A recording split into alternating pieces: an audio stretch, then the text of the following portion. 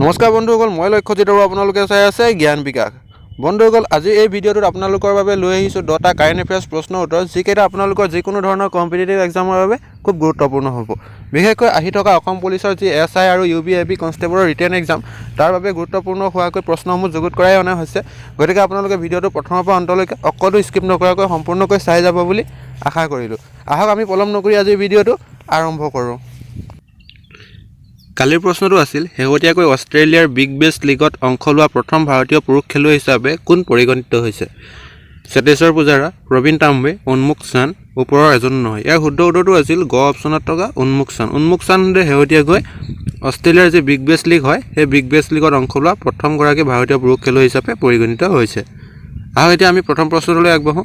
প্ৰথম প্ৰশ্নটো হৈছে, 26 জানুৱাৰী তাৰিখে ভাৰতবৰ্ষৰ কিমান সংখ্যক গণতন্ত্ৰ দিৱস পালন কৰা হৈছে? 73 সংখ্যক, 72 সংখ্যক, 71 সংখ্যক, 70 সংখ্যক। ইয়াৰ শুদ্ধ উত্তৰটো হৈছে 73 সংখ্যক। যোৱা 26 জানুৱাৰী তাৰিখে ভাৰতবৰ্ষই নিজৰ 73 সংখ্যক গণতন্ত্ৰ দিৱস পালন কৰিছে। 1950 চনৰ 26 জানুৱাৰী তাৰিখৰ পৰা ভাৰতে গণতন্ত্ৰ দিৱস পালন কৰি আহিছে। সেই 26 জানুৱাৰী দিনটোতে ভাৰতৰ সংবিধানখন গৃহীত কৰা হৈছিল আৰু সেই দিনটোৰ পৰা আমাৰ ভাৰতবৰ্ষত প্ৰতি বছৰে 26 জানুৱাৰী দিনটোত গণতন্ত্ৰ দিৱস হিচাপে পালন কৰি অহা হৈছে। সকলোৱে জানে নিশ্চয়। পৰৱৰ্তী প্ৰশ্নটো হৈছে, দেশৰ 73 সংখ্যক গণৰাজ্য দিৱসৰ মুখ্য অতিথিজন কোন আছিল? Joe Biden, Vladimir Putin, Xi Jinping, ওপৰৰ এজনো নহয়। ইয়াৰ শুদ্ধ উত্তৰটো হৈছে ঘ উত্তৰ অপশ্যনত থকা ওপৰৰ এজনো নহয়। অৰ্থাৎ এই বছৰ গণৰাজ্য দিৱসৰ মুখ্য অতিথি কোনো নাছিল। ক'ভিড পৰিস্থিতিৰ পৰিপ্ৰেক্ষিততে সেনেকুৱা হ'ব পাৰে, অৰ্থাৎ এইবাৰ মুখ্য অতিথি অবিহনে আমাৰ গণৰাজ্য দিৱস পালন কৰা হ'ল। পৰৱৰ্তী প্ৰশ্নটো হৈছে, শেহতীয়াকৈ কিমান তাৰিখে ৰাষ্ট্ৰীয় পৰ্যটন দিৱস পালন কৰা হৈছে? 23 জানুৱাৰী, 24 জানুৱাৰী, 25 জানুৱাৰী, 26 জানুৱাৰী। এই প্ৰশ্নটোৰ শুদ্ধ উত্তৰটো হৈছে যিটো গ অপশ্যনত আছে 25 জানুৱাৰী। যোৱা 25 জানুৱাৰী তাৰিখে ৰাষ্ট্ৰীয় পৰ্যটন দিৱস পালন কৰা হৈছে। ৰাষ্ট্ৰীয় পৰ্যটন দিৱস 25 জানুৱাৰীৰ দিনা পালন কৰা হৈছে। লগতে সেই দিনটোতে আৰু এটা দিৱস পালন কৰা হৈছিলে, সেইটো হৈছে ৰাষ্ট্ৰীয় ভোটাৰ দিৱস, অৰ্থাৎ নেশ্যনেল ভোটাৰ্ছ ডে। পৰৱৰ্তী প্ৰশ্নটো হৈছে, নৱম ৰাষ্ট্ৰীয় মহিলা আইচ হকী মহিলা চেম্পিয়নশ্বিপ কোনে দখল কৰিছে? ইয়াত মহিলা দুটা আহিল। নৱম ৰাষ্ট্ৰীয় মহিলা আইচ হকী চেম্পিয়নশ্বিপ কোনে দখল কৰিছে? ইয়াৰ শুদ্ধ উত্তৰটো হৈছে কি দিছে অপশ্যন? গুজৰাট, তামিলনাডু, হাৰিয়ানা, ৰাজস্থান। ইয়াত অপশ্যনটো নাহিল। ইয়াৰ শুদ্ধ উত্তৰটো আছিল লাডাখ। লাডাখে শেহতীয়াকৈ ৰাষ্ট্ৰীয় মহিলা আইচ হকী কিতাপ দখল কৰিছে। ইয়াৰ শুদ্ধ উত্তৰটো হ'ব লাডাখ।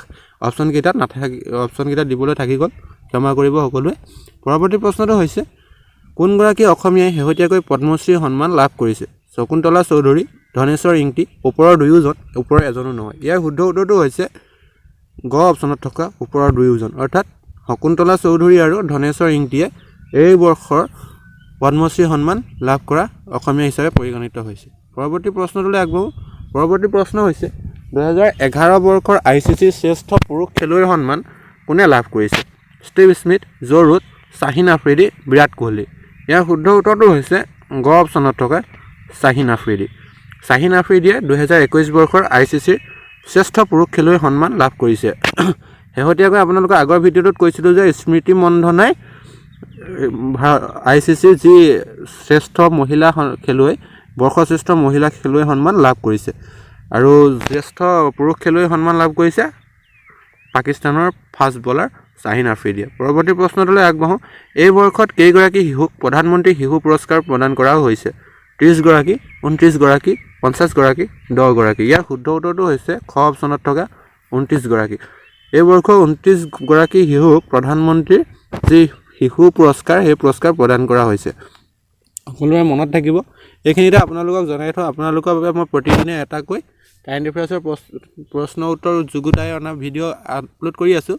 যিকেইজনে ভিডিঅ'সমূহ চাব পৰা নাই, তেওঁলোকে ডেছক্ৰিপশ্যনত দিয়া প্লে'লিষ্টত গৈ সেই সকলো ভিডিঅ' একেলগে চাব পাৰে। এই প্ৰশ্নসমূহ আপোনালোকৰ যিকোনো কম্পিটিটিভ এক্সামত দৰকাৰী হোৱাকৈ যুগুত কৰা হৈছে। গতিকে আপোনালোকে সকলো ভিডিঅ' সময়মতে চাই যাব বুলি আশা কৰিলোঁ। আহক পৰৱৰ্তী প্ৰশ্নটোলৈ আগবাঢ়োঁ।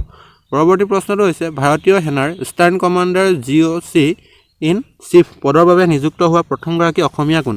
হীৰেন চন্দ্ৰ নাথ, আনন্দ মিশ্ৰ, ভাস্কৰজ্যোতি মহন্ত, ৰাণা প্ৰতাপ কলিতা। ইয়াৰ শুদ্ধ উত্তৰটো হৈছে ৰাণা প্ৰতাপ কলিতা। শেহতীয়াকৈ ভাৰতীয় সেনাৰ eastern commander GOC in chief পদৰ বাবে নিযুক্ত হৈছে আৰু এই পদত নিযুক্ত হোৱা তেওঁ হৈছে প্ৰথমগৰাকী অসমীয়া। GOC ইন চিফ মানে general of commander in chief, এই পদত অধিষ্ঠিত হোৱা তেওঁৱেই হৈছে প্ৰথমগৰাকী অসমীয়া। আৰু তেওঁ হৈছে কোনটো কমাণ্ডাৰ? Eastern command. এইটো মনত ৰাখি থ'ব। ইষ্টাৰ্ণ কমাণ্ড বুলি ক'লেহে অসমীয়াজনৰ নাম আহিব। তেওঁ হৈছে ৰাণা প্ৰতাপ কলিতা। পৰৱৰ্তী প্ৰশ্নটো হৈছে শেহতীয়াকৈ ঘোষণা হোৱা তামোলপুৰ অসমৰ কিমান সংখ্যক জিলা? 32 সংখ্যক, 33 সংখ্যক, 34 সংখ্যক, 35 সংখ্যক। ইয়াৰ শুদ্ধ উত্তৰটো হৈছে ঘ অপশ্যনত থকা 35 সংখ্যক। অৰ্থাৎ অসমৰ 35 নম্বৰ জিলাখনৰ নাম হৈছে তামোলপুৰ জিলা। এইটো এটা অতি গুৰুত্বপূৰ্ণ প্ৰশ্ন। বৰ্তমান অসমৰ মুঠ জিলাৰ সংখ্যা কিমান বুলিও আহিব পাৰে, তেতিয়া আপোনালোকে লিখিব লাগিব মুঠ জিলাৰ সংখ্যা 35খন। পৰৱৰ্তী প্ৰশ্নটোলৈ আগবাঢ়িছোঁ। পৰৱৰ্তী প্ৰশ্নটো হৈছে শেহতীয়াকৈ কোনগৰাকী অসম সন্তানে প্ৰধানমন্ত্ৰী শিশু পুৰস্কাৰ লাভ কৰিছে? ইয়াৰ শুদ্ধ উত্তৰটো আপোনালোকে যদি জানে কমেণ্ট কৰক। অপশ্যনকেইটা আছিলে অনুপম গগৈ, ধৃতিষ্মান চক্ৰৱৰ্তী, ফ্লৰিনা গগৈ, গুণগুণ।